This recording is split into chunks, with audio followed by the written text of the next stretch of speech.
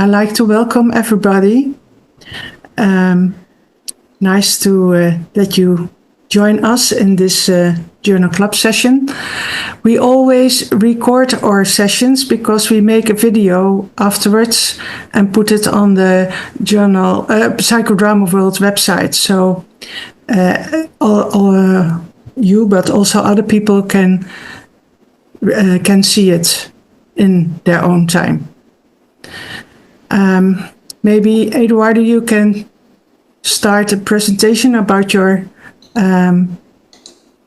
article and say something, and then we see how it goes. I was thinking of saying something, doing a little exercise, and then have a possibility for discussion. And for those of you who doesn't know me, I am half Spanish, half Norwegian. Feminist mother, chauvinist father. This is the result. Cost me thousands of euros in therapy. Survived. And thanks to my husband, I came to psychodrama because after half a year, he told me, you go to therapy or I leave you. He was 7 years old. He is. Sorry, he's 7 years older. So, I stayed. And writing this article, I think, clarified a lot for me why I stayed with psychodrama. I came from the theater. I was working at the Marilyn Monroe Theater in Los Angeles, and just having the most terrible roles. So, and then I came to psychodrama, and I played out my own terrible role. Sorry, I was there. Before I start the presentation, because I guess most of you people have read the article. And by the way, I talk fast in Norwegian, faster in English, and faster in Spanish. So just slow me down. I'm very easy to talk to. You just do like this, and I really promise to slow down. And if I get excited, I just talk even faster. So anyway, but before we start, I'd like to invite you for a moment of just a little moment of quiet presence. So if you let your hands just rest on your legs or your table if you're there, and breathe. Sit comfortable. You haven't done this before. Sit comfortable.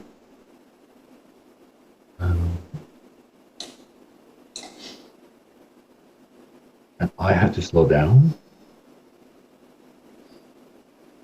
So let your feet rest fully on the floor if possible. If you're not, don't. There's nothing wrong or right here right now. I'm just interested in that. And take one deep breath.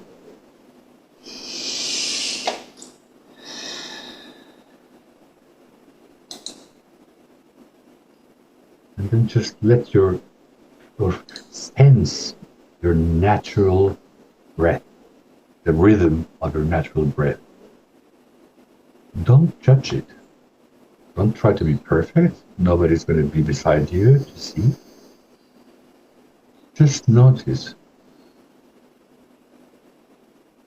You're probably all experienced therapists. You know about breath. Forget whatever you know. Just breathe.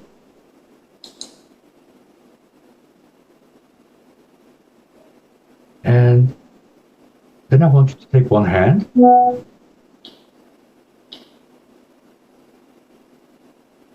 and put it someplace on your body where you can feel the breath, where you feel it, where you feel the breath.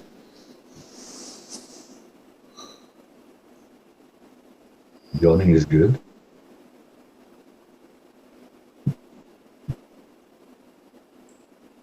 Don't try to change anything.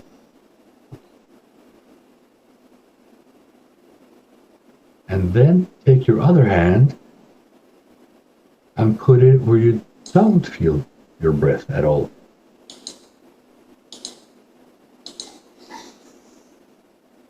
And don't judge.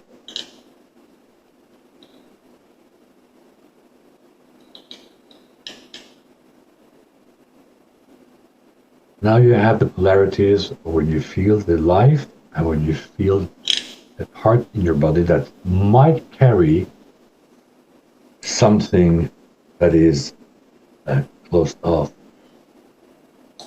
But with that, in that state, just glance at the people that are here and just see what happens with you. How do you feel watching them?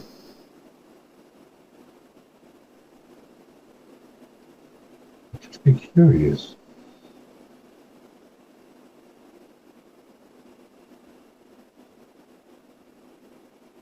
There is no need to smile. There is no need to perform. Simply just look and see.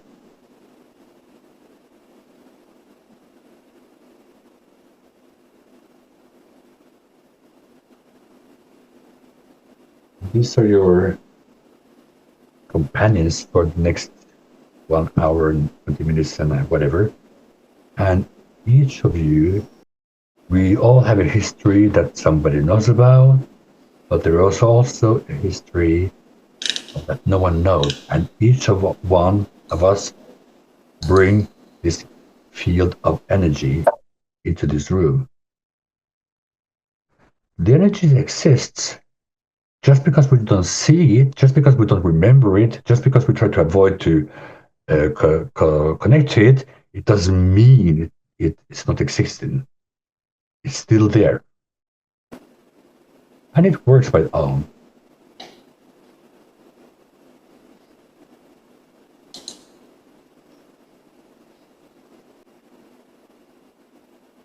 And I just want you now to say to yourself, watching these people, watching all these stories, watching everything we know and don't know, the spoken and unspoken that is here in this room right now, I want you to say to yourself, I see you. I sense you, and I sense that you're seeing me. And let the awareness rest in your body for one moment.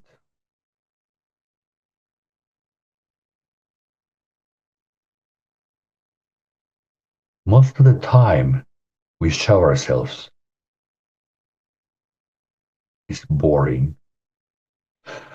For me, I think the most important thing is to learn to become a human being first, and then a psychodramatist.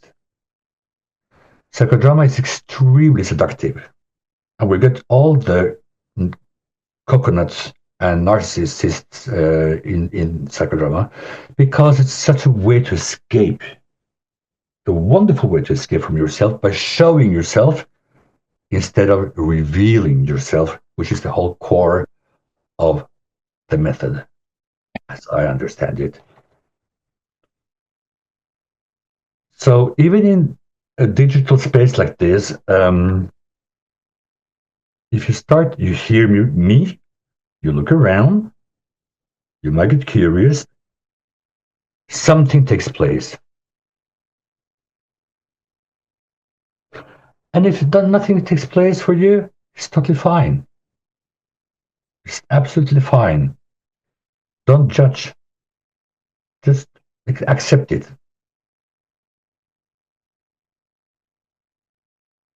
So anyway, this is just the foundation of what we're going to talk about today, because our breath is our courage, and it takes us anywhere. Anywhere. Without our breath, it's very simple. We die. And we all know how it is to breathe, and we all know how not to breathe so properly. So, I assume that most of you being here have read the article. So, I won't walk you through every step of the article. But instead, I want to talk about the spirit behind it, and that penetrates the article. Why it was written, what's really pointing to, and how it might live in your practice. Because basically most of us, when we work, we think we know what we're doing, but most of the time we don't. We know partly. We know partly. We know partly. But and the most fascinating thing I hear colleagues say is when they talk about difficult clients, I cannot stand it. What did you bring in to that field to make it difficult for your client? How do you know? So we're very fast in judging the groups or our one-to-one clients, because I wrote about in one-to-one psychodrama. We're very fast in judging instead of asking ourselves, why is it happening? It might be a difficult client, or it might be me who makes him or her difficult. Or in Norwegian, we have three. Now, I don't know how to say in English, him or her. Okay. So, so after 30 years now, after 30 years of psychodrama, I've come to believe that if we strip the theory away, the training, the tools, what remains? What remains? The core. The core for me, which is of course a part of it, a longing for a real contact. For some reason now, I have a lot of young people. I only have young people. Before I had middle-aged women with sexual abuse because I'm gay, so they felt safe with me. Now I have young people between 18 and 27, most of them, and they're all longing for the same. Somebody comes to me and asks me to please learn them how not to feel, because it's too hard. Most of them says fuck you about 40 times in one session, which for me is a way of showing trust somehow. But they come voluntarily, and they all are longing for the same. Somebody to be close to, not judged, be able to share everything with, somewhere to belong, and how to belong. So, but it's a longing for a real contact. That's why that is the core. What is the meaning of life? Absolutely nothing. Life is nothing in itself. I think it was what's his name? This American Woody Allen. Life is a cosmic joke. And I think he's right in many ways. Life is absolutely nonsense. We are responsible to bring sense into our lives every second. I choose to live every second. I choose my husband every morning. Some mornings I wish I didn't choose him, of course. But life in itself is nothing. It's nonsense. And we see how I don't know if this is an English word, but I'll make it up now.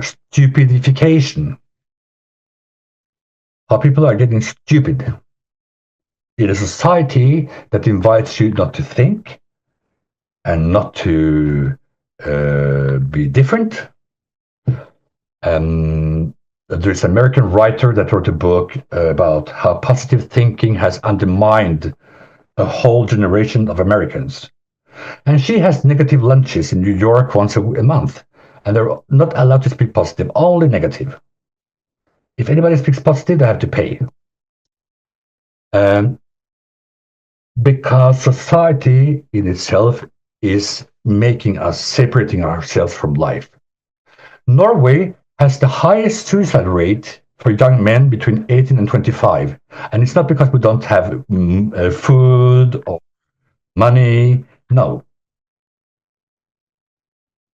Because the backside of the medal of being a rich country is nobody knows anything. Nobody knows how to belong.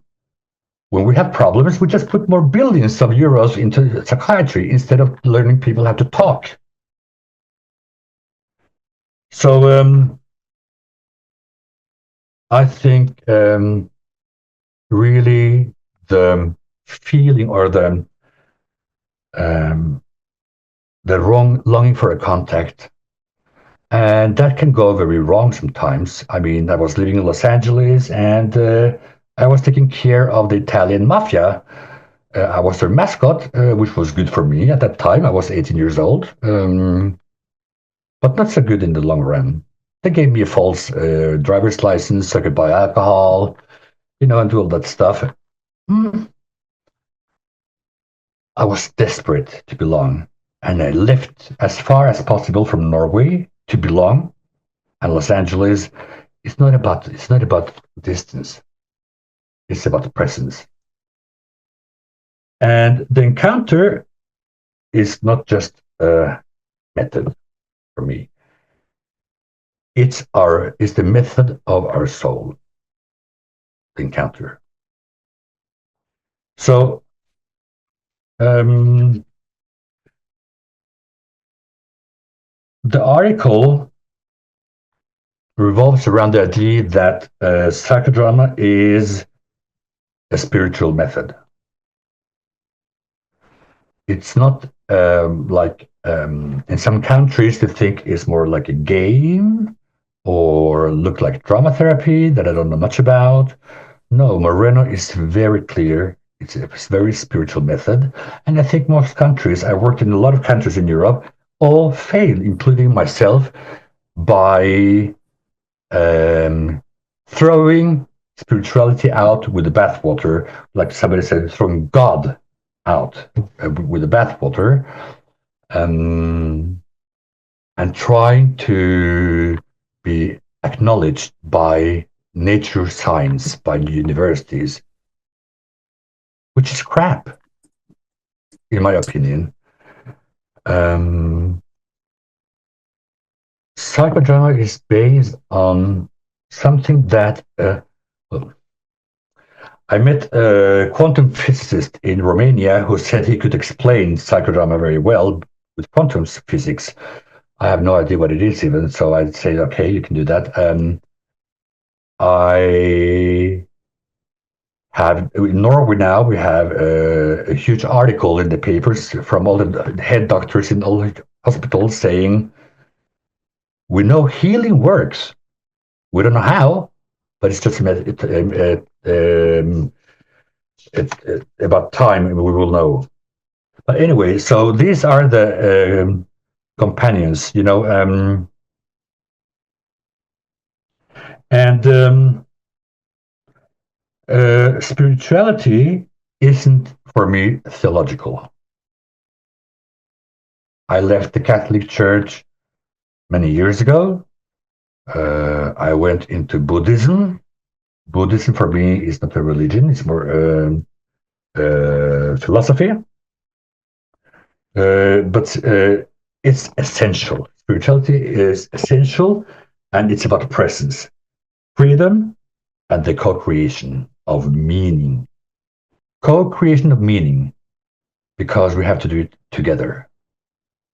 Even if it's with internalized people, you cannot do it alone. It's not possible. And Moreno's tragic system, which I put together, Encounter, Tele, and Godhead, these are topic or elements that cannot be separated. Only you can be separated for educational reasons, but one without the other, everything falls apart. Nothing works. And these three, it's very clear. Moreno is so clear about it.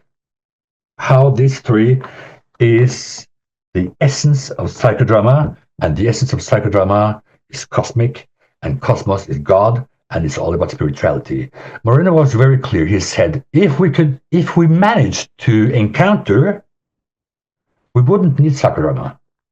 We wouldn't need Gestalt, Jungian analysis, psychodynamics, psychoanalysis, no. And he wanted to make the religion of encounter.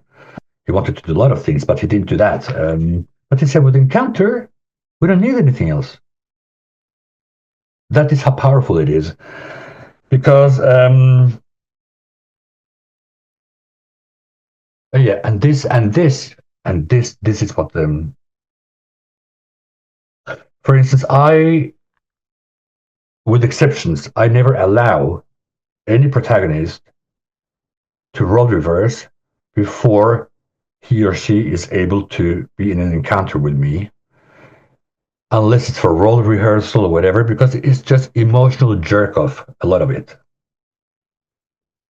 They love psychodrama. I had a man in the group once going around screaming, shouting, and I said, "Why are you screaming? Isn't that what we're supposed to do? To scream our pain out? Yeah, but do you feel it? No." So there are all these ideas about what psychodrama is, but this is a very, very sacred practice encounter, because on the seventh day, God didn't rest, according to Moreno. On the seventh day, God looked down and said, "What the?" No, he said, "What have I done? They're all the same. Robotism. They're all robots." And he put within each one of us a drop of spontaneity. And that's the divine. That is the free will. The free will, which is very often confused with liberty, freedom and liberty. Bye-bye, intervest. Okay.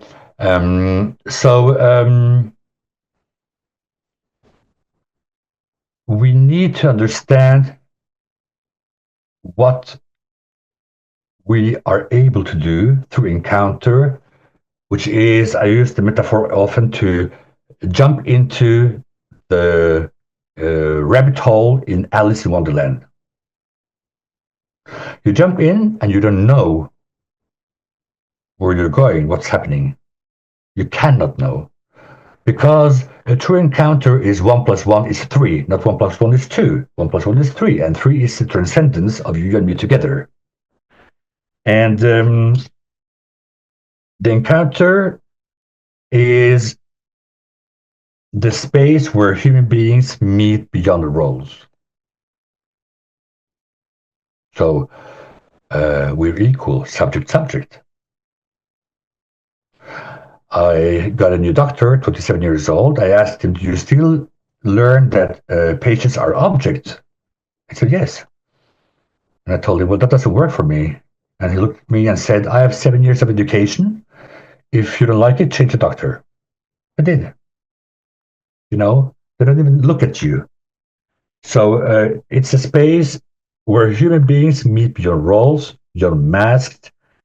I don't just observe you, I risk being affected by you.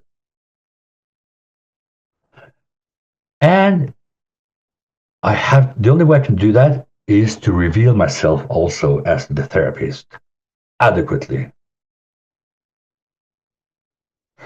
How can I expect, how can I even demand that my client is going to tell me everything and I'm just going to say, interesting, say more about your mother, come on.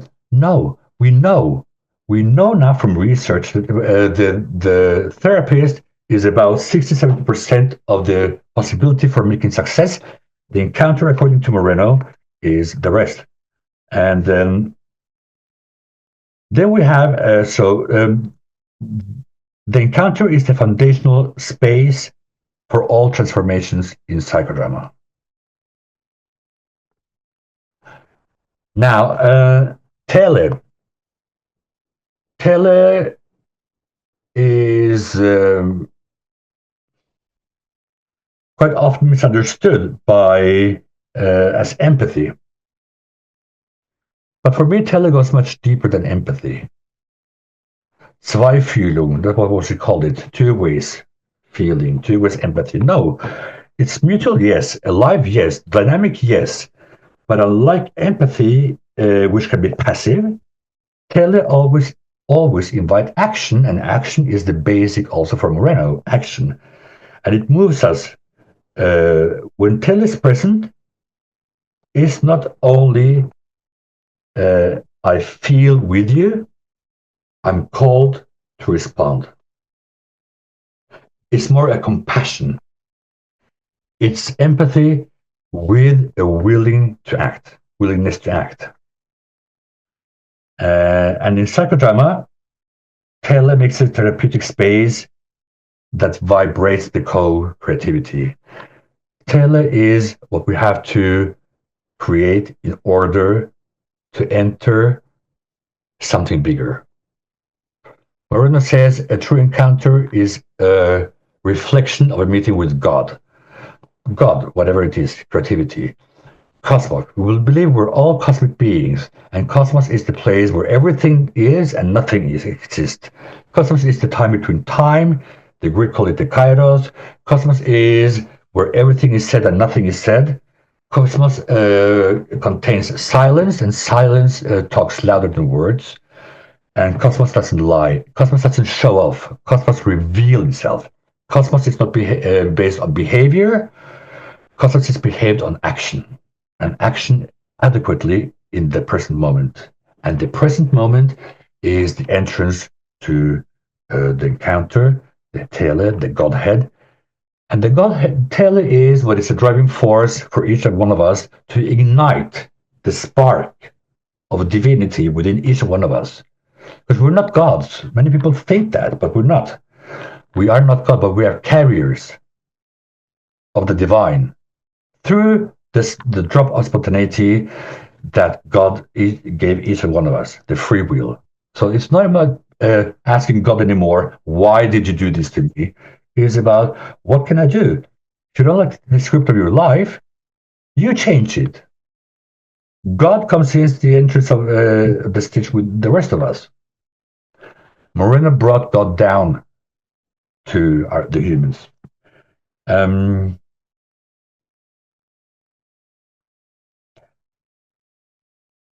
then we come to the Godhead. And the Godhead, many people think is a religious symbol, but it's not. It is Moreno's term for the divine force, the creation that lives within and between us, but it can only be activated in a true encounter.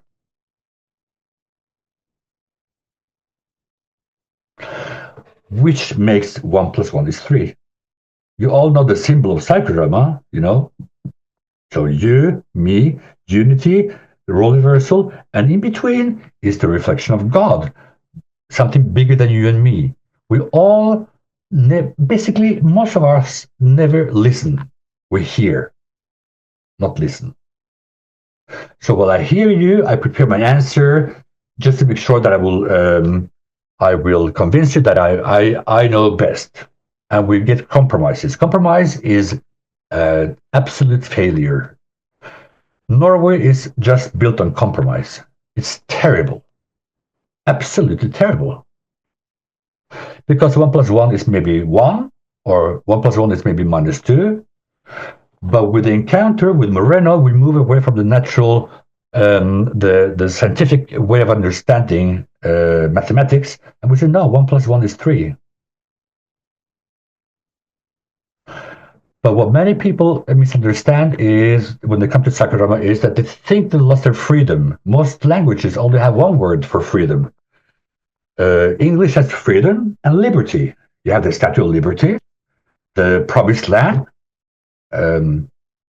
Decades ago, if you ask me, where people went to get the ability for the freedom of speech, the freedom of religion, the freedom of sexual blah blah blah. No, and that's nothing with That's nothing with freedom. We are born with freedom because freedom is represented by the divine, by the spark, by the spontaneity, the freedom, and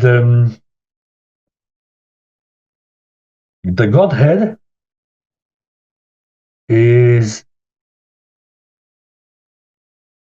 what can reveal to ourselves who we really are, what we want, how we can do it, where we can do it, but it can only be done in relation. everything, I mean, this is axioms that researchers have decided not to research on because everything is relation, everything is communication.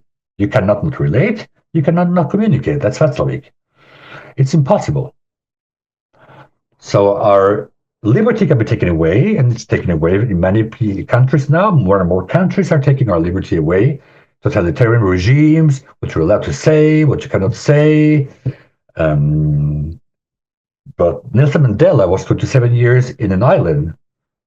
His freedom was never taken. His liberty was, and that's the way he survived. And the Godhead can only be activated through the encounter. Where I see you see me, and you see me. But you see me, I see me see you. You see me see I.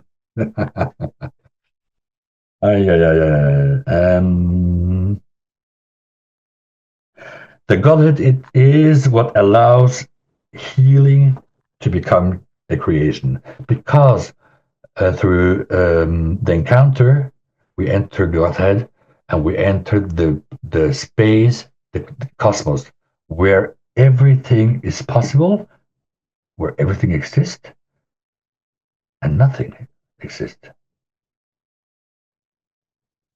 Absolutely everything and nothing.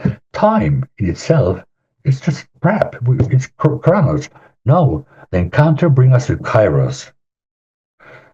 Kairos, and Kairos is also the time of mercy, the time in between time.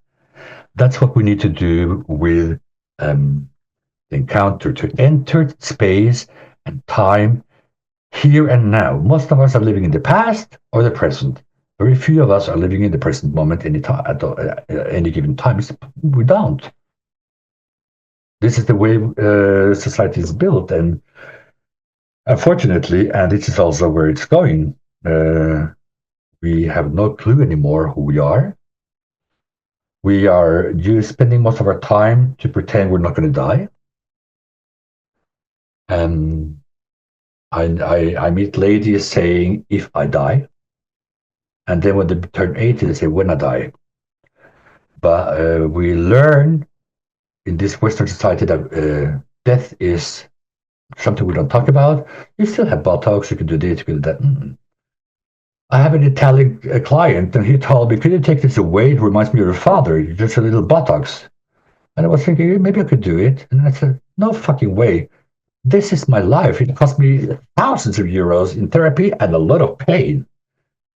I'm not going to take it away. It's who I am. It's a part of me. We are trying now to escape ourselves, and the encounter forces us to come back from showing ourselves to reveal ourselves. And that is where the healing takes place, or can take place. If you're just showing yourself, nothing will happen. It's just a look-alike.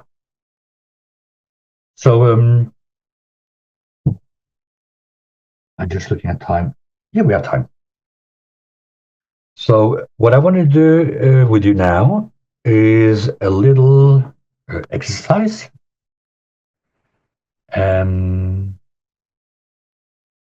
I've never done it online, but we have to try. So I will invite you to just a brief experimental moment. And it's a very simple exercise. It's in the article, a way of embodying the triadic relationship between presence, perception, and connection. Presence, perception, and connection.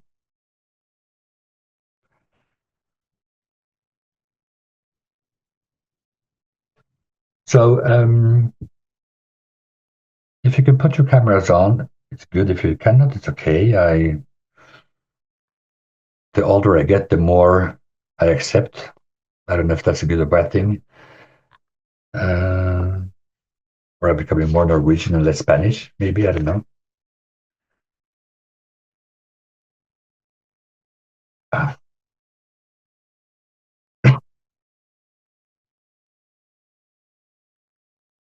So gently just look at one person on the screen. And you can choose because nobody will know who you're looking at. So just gently look.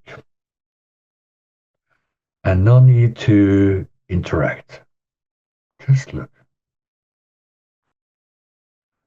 And just notice their presence with openness.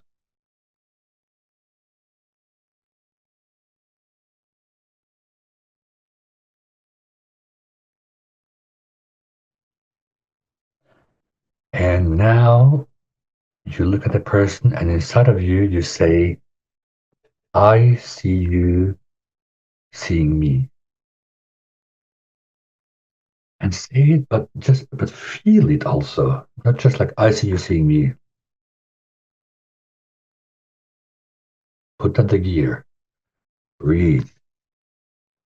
Half of you is not breathing right now, and it's quite exhausting. So breathe, please. Just have a look. I see you seeing me.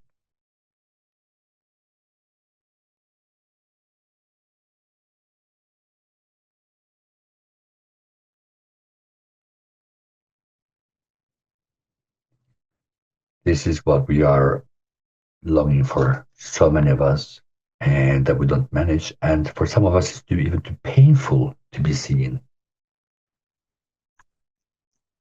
I see you seeing me. And keep contact with that person. And inside of you, look at that your palms are meeting.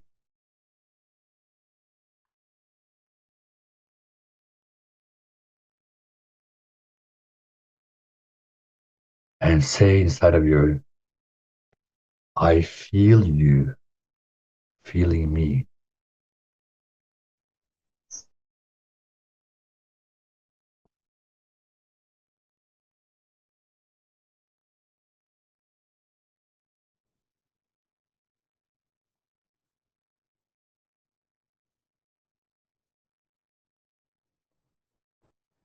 Feel you feeling me. I see you.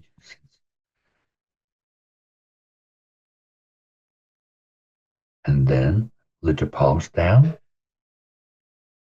Close your eyes for a moment and still imagine you have that person in front of you. Close your eyes, put your palms down, and imagine you still have this person in front of you. Breathe. And then you say inside of you, I sense you sensing me. And that other person will say the same.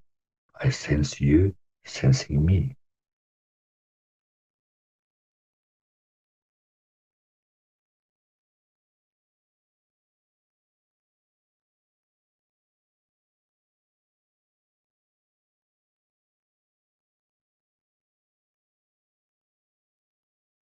Just notice how the energy changes in the room.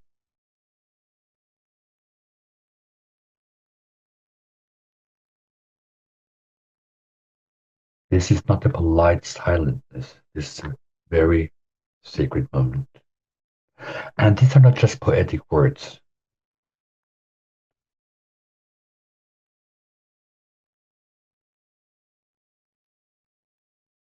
These are the words, or these are the tools that represents the architecture of the encounter.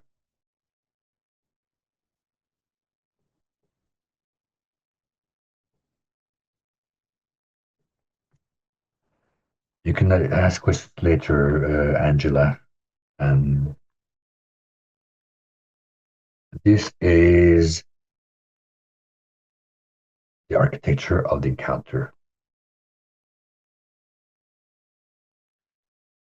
And they guide us into tele.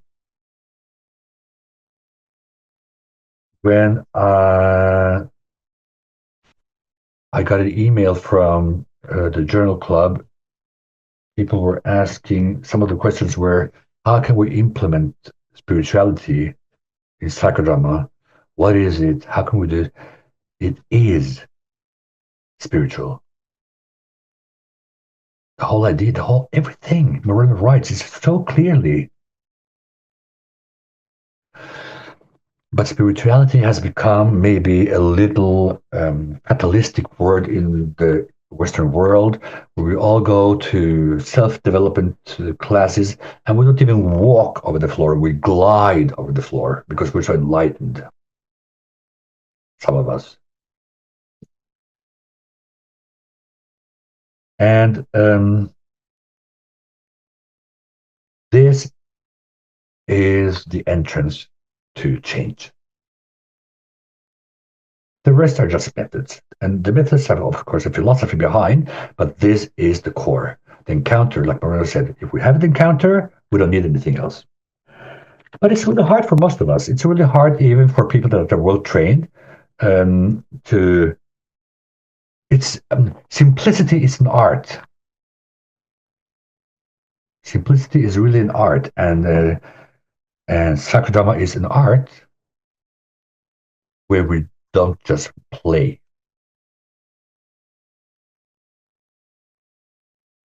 But where we actually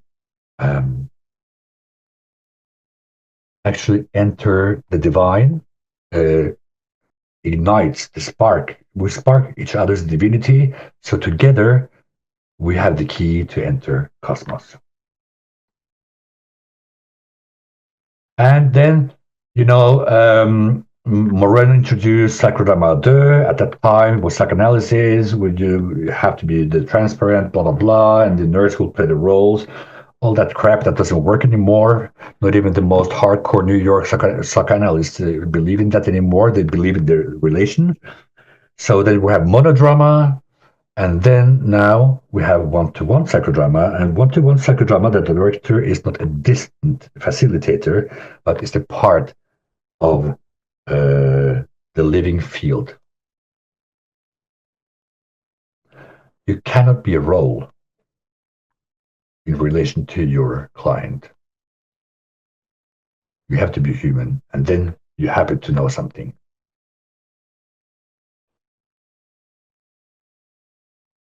And we, as the directors, therapists, we hold the responsibility for the presence, authenticity, and for making ourselves available. And we know from research that authenticity is the base of trust. And trust is the base for basically everything. But authenticity is the base of trust. And if you're not authentic, people smell it. And nothing will really happen. It will be just, copy paste, repetition. Nothing really happens. But we hold it, and we have to use ourselves in a way that maybe we haven't done before. We have to use ourselves adequately, and use our knowledge, our wisdom, our experience in order to help the protagonist through the encounter, through divinity. We cannot be a robot and ask the client to be in an encounter, in a secret space, and we go like a robot. Because after so many years of training, I'm special. And in Norway, you know what? They have the training for psychologists, and they put up an emergency line when they're done because people don't know how to talk. They have 7 years of theory, and nobody taught them how to talk. It's like listening to people with 3 PhDs that write excellent books that are so boring that you just want to jump out of the window and hope it's far long down so you can get killed and get escaped from there. It's terrible. It's an insult. It's an insult to humanity. I like your smile, Judith. So our task is not to guide from above, but to reveal ourselves in service of the encounter. That is our task. Reveal ourselves in service of the encounter. And this is not just a method, it's a spiritual risk. But it is this vulnerability and attunement that activates the autonomous healing center that Moreno described. It can only be done with you in relation. So basically, this article is an invitation not to add spirituality to your work, but to remember that it's always been there. It has always been there. It's nothing to add.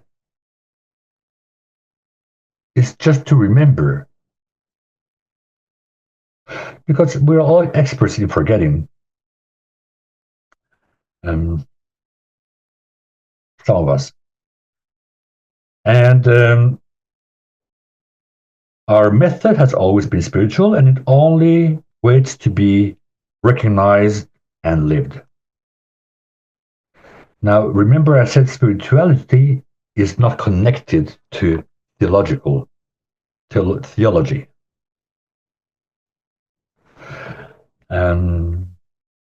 The inner stage is not on the floor. It's in the space between us, which the psychodrama sign shows. Everything happened. And the space between us is a sacred space. What Moreno says, a reflection of a meeting with God. And it doesn't come alive not through performance, but by presence. So I think maybe I should now stop this and just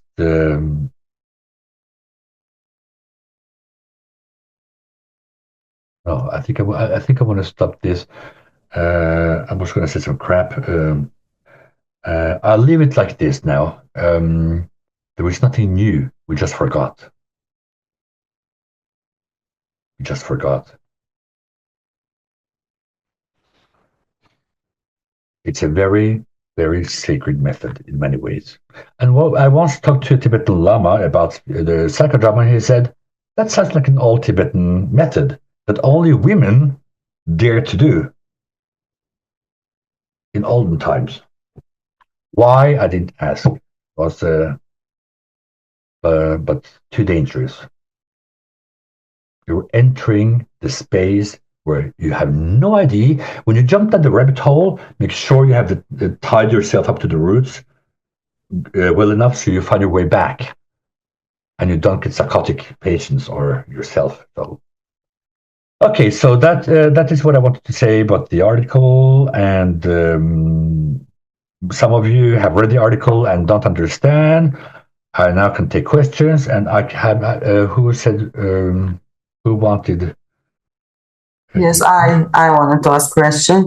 Thank you very much for your presentation, especially for the exercise about the tele. It was I never thought it on that way, so thank you for that.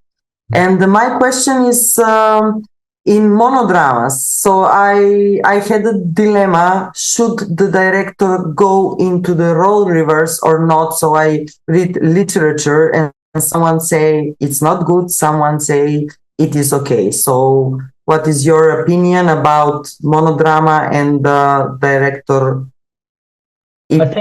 I think we need to understand the reasoning behind the terminology of Psychodrama.World, which Moreno created, monodrama that came later, and now one-to-one psychodrama. And in monodrama, I think it's a bad idea. I can go behind the chair and repeat. I'm sorry, I'm not familiar. I thought that monodrama and one-to-one is the same. It's not. It's not, okay. No, it's not. When it's one person, a protagonist, and only the director, that is monodrama? Or one-to-one psychodrama, depending the role you take as a director.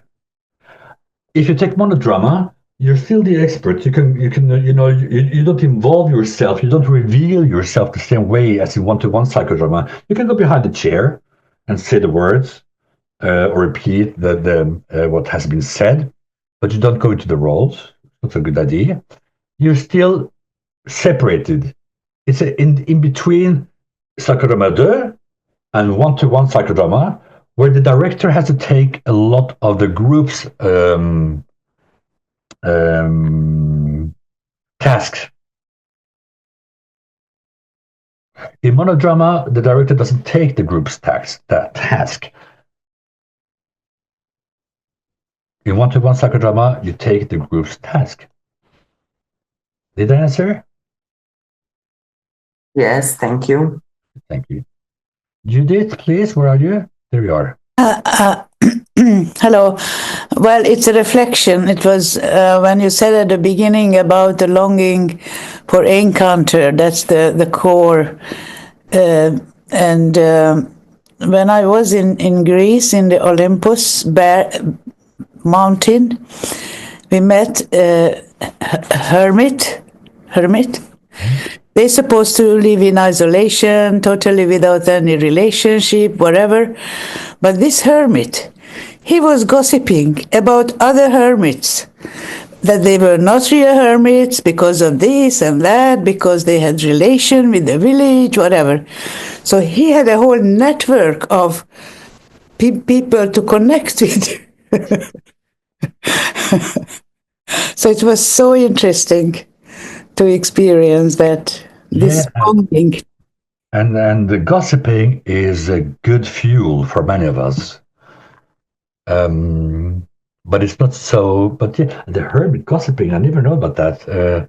No, they're competing with each other. Who is a better hermit? Who's the gossiper? Oh. Psychodramas are good gossipers. Yes, excuse me. You did? You wanted to say something more? No. Thank you. Thank you. Not just now.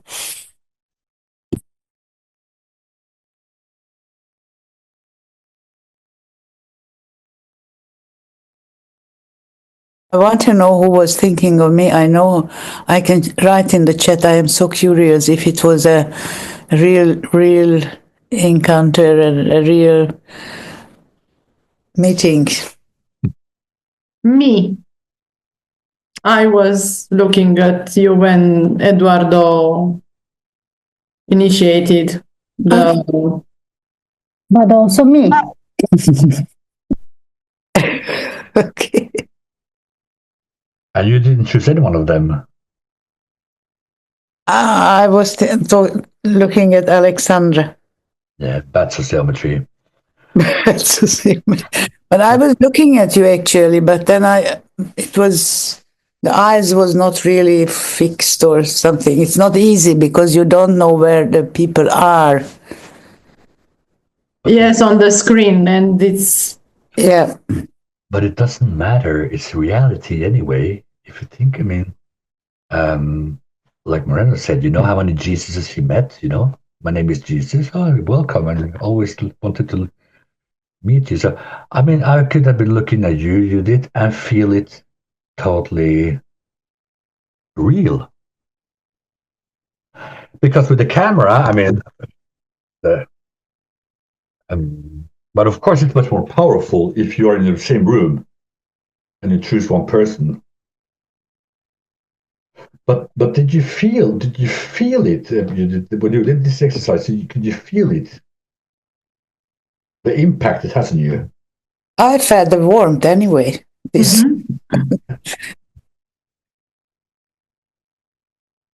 Because Moreno also said he wrote two things. First, he wrote that in order to get Taylor, you could be negative or positive. Then he wrote, in order to get Taylor, you need to have an aspect of love in it. Not American love, but love in the sense of goodwill. I want you good. Sorry, Marsha, you're UK. You're UK, not US anymore. But I think it's good. Yeah, I think it's good. Love and love is a very difficult word in many countries, especially in Northern Europe. And we should seek mutual choices. Mm-hmm. Could you say why? In this, so that some of us are very good at choosing somebody who doesn't choose us, but he suggested that our future health is to choose mutual, to learn how to have that mutuality, you know. Yeah.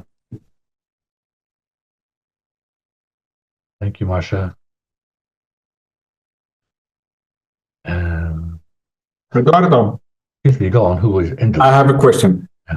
I'm just wondering, how much do you introduce this spiritual aspect in your everyday therapy work or with clients? I'm guessing some of them are resistant or skeptical, or you know. So how do you do it? I pray. No, I don't. No, I don't. I don't. I mean, because it just takes place. I have this policeman, traumatized policeman, and he says, I don't believe in that shit. Just I want normal therapy. And then I made him do role reversal, and that's half a year ago, and he's talking about it. Because but I'm not Harry Potter. It's not a magic wand. It's just fucking. And he was shocked. I take him to places where I don't need to call it anything, but it's where they can expand the perception and awareness. And awareness in English, compared to most languages, has an aspect of both cognitive and emotional. So no, I don't say now we're going to do a spiritual thing. No, it's in itself. I don't say Spanish is the most passionate language every time, which is, by the way. No, I think it's not interesting. They notice. I have this 21-year-old man, or 21 years old. You can give him a weapon and go to war. And he looks at me and he says, "Stop looking at me like that." What do you mean? What? I don't know. Like that really disgusting look. What kind of look? The one that makes me cry. I don't know. Well, shall I turn my chair around? Yes, please. I turn my chair around. It doesn't help. Okay. So can I come back? Yes, I come back. You can just leave. Fuck off. Relax. I can't. And he cries. Just by looking at him. Because what they're looking for is to be seen. Not to be defined. Not to be observed. Not to be analyzed. Because we're all experts in the sense that we always analyze, always observe. Well, observation is good, but an analysis, if we have a case here with 25 people, we're going to have 25 different analyses. Most of them, part of it will be the same, and then with differentiations. Analysis, neutrality, come on. Sweden was never neutral during the war. Switzerland, never neutral in my opinion. Neutrality is bullshit. In the sense of what we're using it like. Neutrality for me is I haven't decided yet.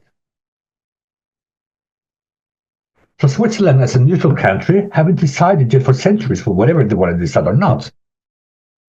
Of course, now I don't want to offend Swiss people if they're here. Of course, like my husband says, Eduardo, you use a little, maybe big Spanish words. Can you calm down a little? Be more modest in using the words. But that's who I am.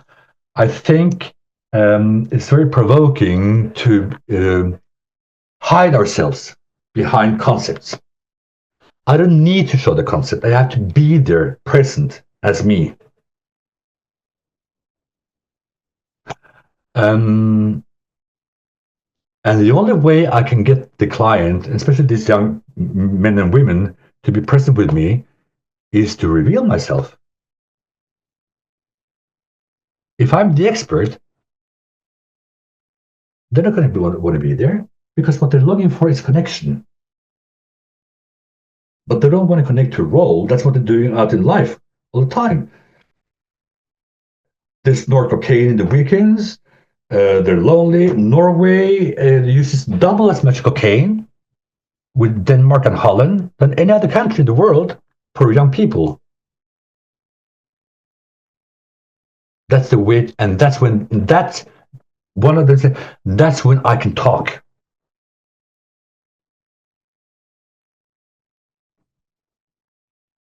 Have you met anyone taking cocaine and all the crap is coming out of their mouth? No, but that's when they can talk. They can talk, yes, but it's sad. So, on Snap, you can get along with everything, methamphetamine, psilocybin, MDMA, all the drugs. As I said, maybe Encounter should be one of them.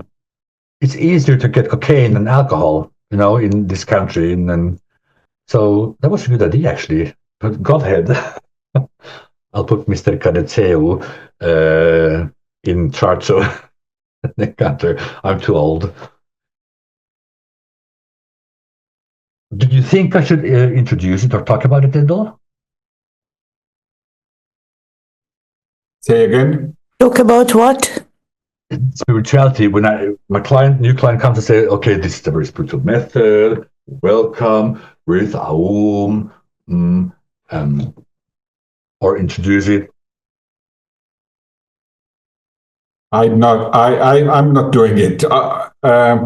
In the sense that it depends on the language that the client is familiar with. I think, anyways, we need warm up for the encounter or for the tele or for the Godhead to appear. So you warm up with whatever the client is comfortable with, or you start with that. Good, that's very good. And in order to make an encounter, we need to meet people where they are and not where we want them to be.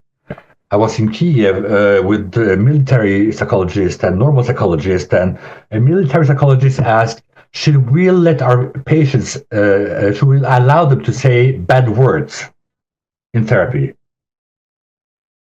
And I took the microphone and, what do you mean? Fuck, pussy, cunt, cock. And he almost freaked out. This is not my language, but I have to meet them where they are. Terrible, no, not terrible words. No, please, come on. Without that, there is no encounter. For me, it's to be authentic and present, and you are not going to a method, but you go to a person. It's I agree. And then you can use method, but it's secondary. Mm-hmm. It serves the encounter between you and or others also in the method without the philosophy behind is just everybody can learn Psychodrama in 5 minutes. I mean, it's easy, but without when you put the philosophy on, it becomes quite complicated in the sense of what it expects from you. And I think that I think that's it's an art. But I think for me, the triadic system of the encounter, tail, and Godhead is Moreno's explanation of human existence.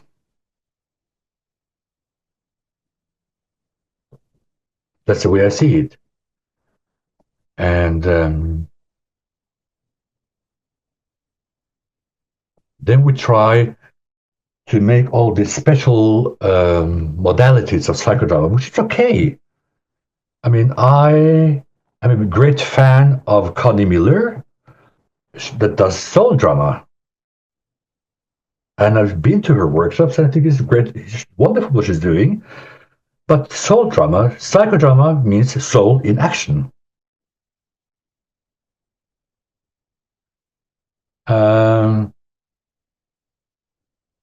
I don't know what kind of psychodrama I would like to do. I think that a reasoning that we are making all these new modalities of psychodrama is because we have lost our sense of the original classical psychodrama. And I know, Marsha, you are maybe the one that knows the most, because you knew Moreno, the classical psychodrama. As far as I understand, covers it all. And I don't see any reason. Of course, we can do it in many, many ways. It's only a frame. That's why I say psychodrama in itself is really boring if you just do the method. But why should I be led by you? Why should I be led by you and not you?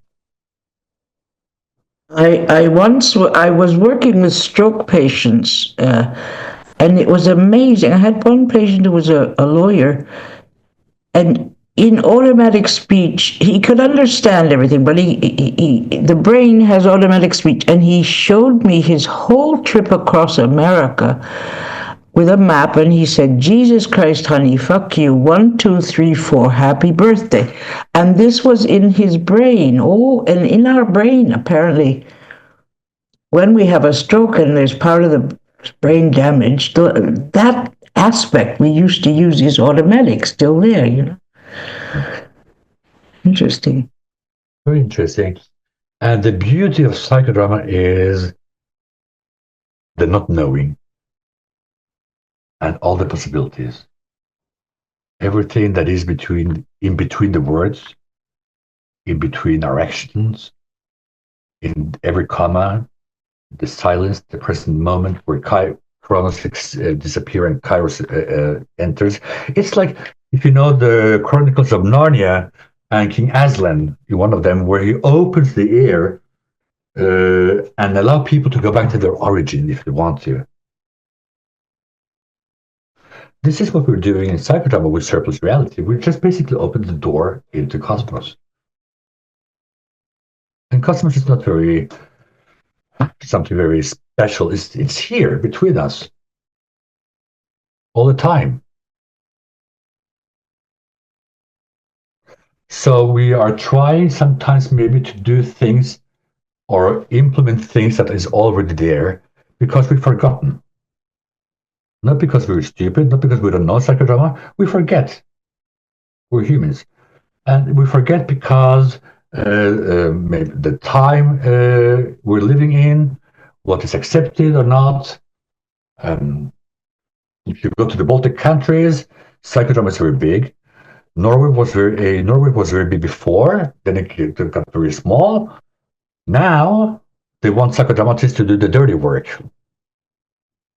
in the psychiatry, in centers for youth and children's psychiatry, because the psychiatry is the top-notch people in Norway. They don't want to, in case it goes wrong, and they don't want to take the risk because they're on top. Which in itself is quite funny. I am the best. I'm not. I'm a genius. Marsha taught me that. Like everybody else. Does it make sense what I'm talking about, or is it just David Motta? Yes. Pinar, how are you feeling? I'm listening, try to understand. And you try. Do you succeed? Yes. Okay. I'm happy to hear. Thank you.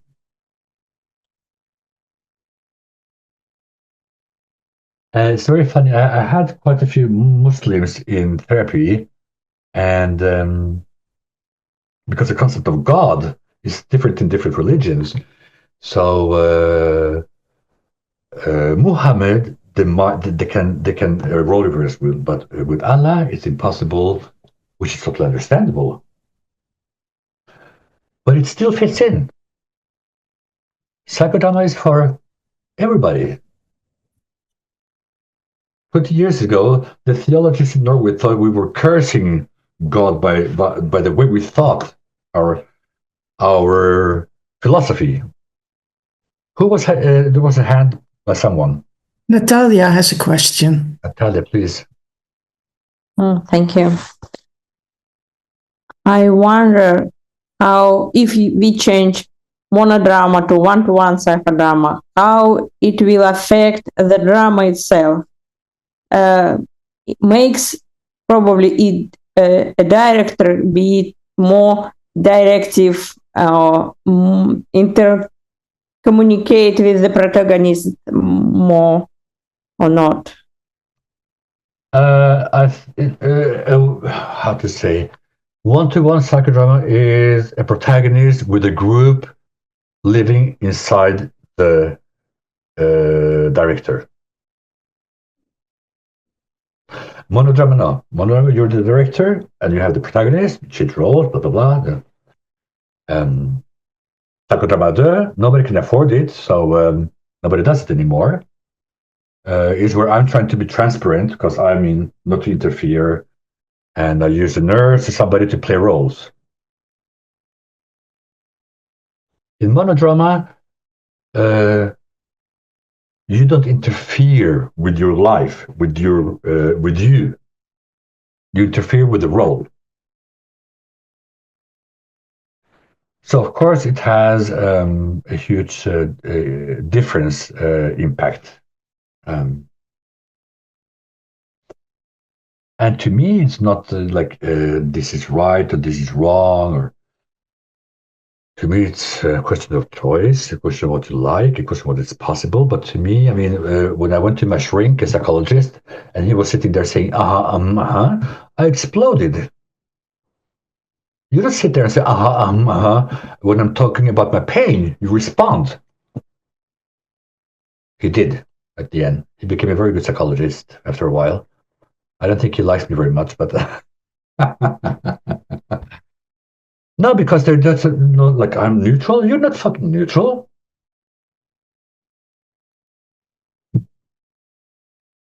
I don't want neutral people as my therapists. I want human beings.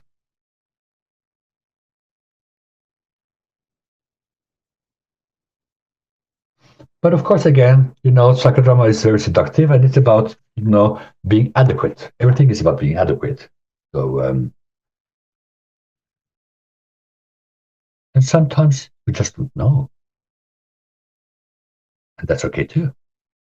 We think we need to know everything.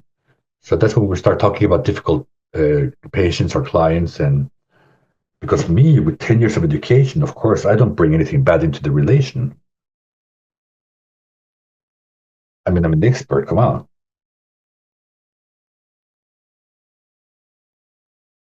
And then what I love is the concept of normality and healing. What am I going to heal from? What is normal?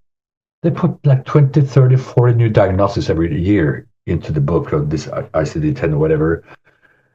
And nobody can follow it anymore because there's so many of them. And through the encounter, we don't learn or we don't teach our clients to handle and contain their pain and their wounds, but actually to change it and to make a scar so it doesn't stop bleeding, in order for us to never forget. Because I don't want to. I had a terrible childhood. Thank God to that childhood, I'm here. I know that's quite irreverence, Thank you, Father, for being an asshole and teaching me how not to be a man, so I could be here today. No, I mean that's quite. But I'm not a very big person. Sorry, it took me only 2 or 3 years ago since I stopped calling him asshole, and managed. I always show his pain. His pain is not the reason, any reason to do what he did. It can explain. But sometimes I'm slow, sometimes I'm, and sometimes I don't know. And in surplus, everything is possible.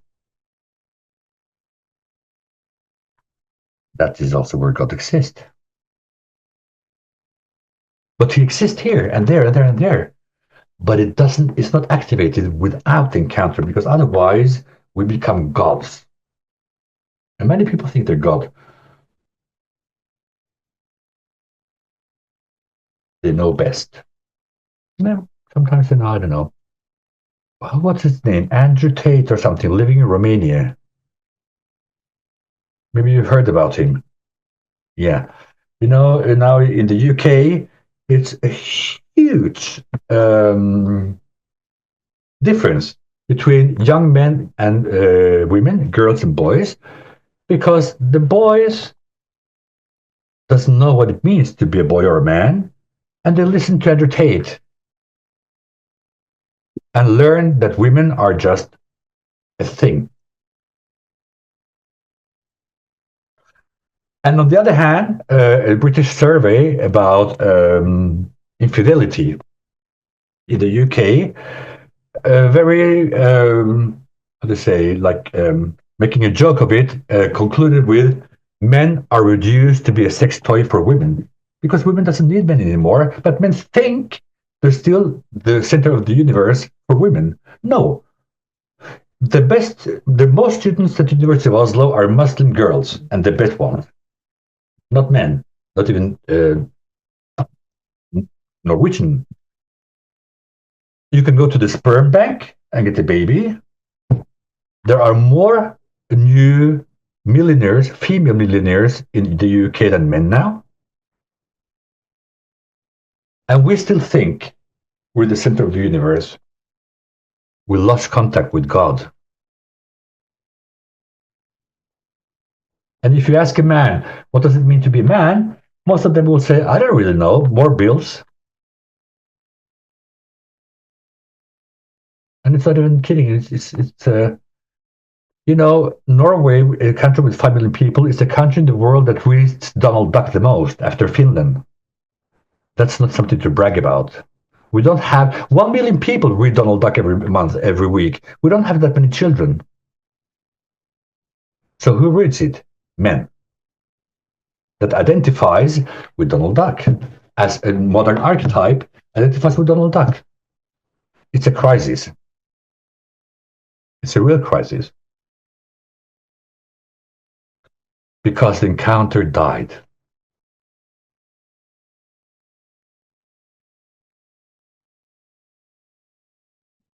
Okay, you know, you put €1 here and you get back for 10, so that's my Spanish gene, so I have to stop talking. See if there's any other questions. If not, yeah.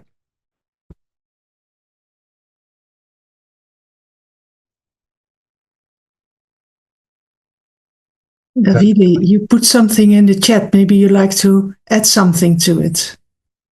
In the chat. It's a quote that came to my mind hearing Eduardo. It's from Jung. I can read it. I don't think there's much to add. It's, I think, kind of a summary of the essence of what you say from my point of view. It says, in the great crisis of life, in the supreme moments when to be or not to be is the question, little tricks or suggestion do not help. Then the doctors or psychologists, of course, he was a doctor, then the doctor's whole being is challenged. The doctor is effective only when he himself is affected. Only the wounded physician heals. But when the doctor wears his personality like a coat of armor, he has no effect. I take my patients seriously. Perhaps I am confronted with a problem just as much as they. Yeah, and I think that's brilliantly said. I think we need the courage to do what you're talking about, Davide, because we're all wounded healers, or we're all fallen angels with broken wings trying to learn how to fly again. And 10 years, 20, 15 years of studies doesn't change it. The relation changed it. So thank you, Davide. I mean, I'm invited now to Beirut to introduce psychodrama to the Arab world because they think it's a game. But I don't know. I don't know if I should go either. Anyway, I'm seeing, is there any more questions here? No, you can generally say that because I'm working in Egypt, so it's not my experience. Eduardo. Yeah, I hear you. And they were very afraid that I have to sign a contract that I won't go to Egypt or Jordan. That I don't know why. Anyway. Well, they don't want competition or whatever. They want to do full skill training. They want to do everything. I don't know. Yes, that's David. So that's what you wrote, and then after that there is nothing else. And I like your ability, and thank you so much to express yourself. And I'm thinking how Moreno said, the greatest illness of society is our compulsive conformity. And when we stick our head over the parapet, we risk a lot. The other thing is the generosity of the Godhead. He didn't want any of us to be like him, to be clones. He wanted us to individuate the process so that I'm encountering you as me, not as a method, not as techniques. Well,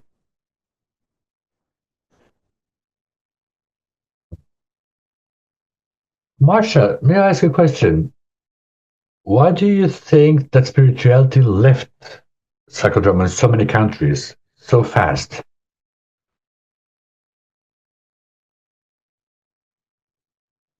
Perhaps, you see, he didn't feel it was connected to religion. He felt, that Karl Marx didn't have quite science didn't have it, politics didn't have it, religion didn't have it. And I think spirituality got mixed up with religion. That's my sense. And that's a good answer. Yeah. Yeah. Okay. So, Christina, you're saying goodbye? Thank you for coming, Christina. Yes, I left a message. Thank you also, and I hope to meet you in Cluj at FEPTO conference. Yeah, on Friday. Mm-hmm. So looking forward to seeing you. Yes, thank you. Have a nice evening. Bye. Thank you. I have to go. Bye. So, Eduardo, we have to come to an end, and I'd like to thank you for your contribution to the Journal Club session. Thank you. And I do hope everybody could say the things he liked to say, and I thank you for your words about how you work in one-to-one psychodrama.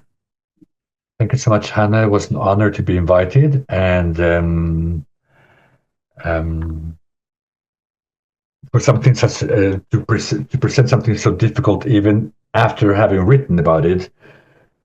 But it helped me a lot in understanding what I'm doing and what we all are doing in many ways. And so, thank you for the opportunity to give me the opportunity to share this. And I wish you all a good evening wherever you are. Take care. Okay. Thank you. Thank you, Eduardo. Thank you. Nice Thank evening. you. And we hope to meet you again in July. Very much. Okay. Thank you. Bye. Bye, everyone. Bye. Ciao, ciao. Bye-bye. Bye-bye. Ciao. Bye.